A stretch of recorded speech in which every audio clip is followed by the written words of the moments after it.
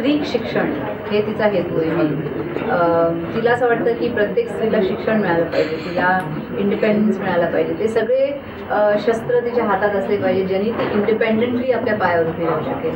तेव्हा तिला एक कॉन्फिडन्स येईल, तेव्हा ती कॉन्फिडन्सनी वागेल. आणि जी दुसरी लोक आहेत ते पण तिला रिस्पेक्टनी बघतील. तर एज्युकेशन फक्त बायकांसाठी नाही पण पुरुषांसाठी पण खूप इम्पॉर्टंट आहे. कारण with education comes a kind of sophistication, आणि विथ दॅट कम्स की तुम्ही एका बाईला काय नजरने बघता, that is very important. That should be with respect, that should be with म्हणजे इक्वालिटी असली पाहिजे त्याच्यात. आणि that all comes through education, आणि म्हणून शी इज कम्प्लिटली फॉर इट. हे म्हटल्यानंतर पण आय से की तरी गुलाब गँग हे एकदम लाईक अ मासी फिल्म आहे. त्याच्यात सगळं आहे, फाईट्स आहेत, गाणी आहेत, म्हणजे गुड वर्सेस इव्हल आहे.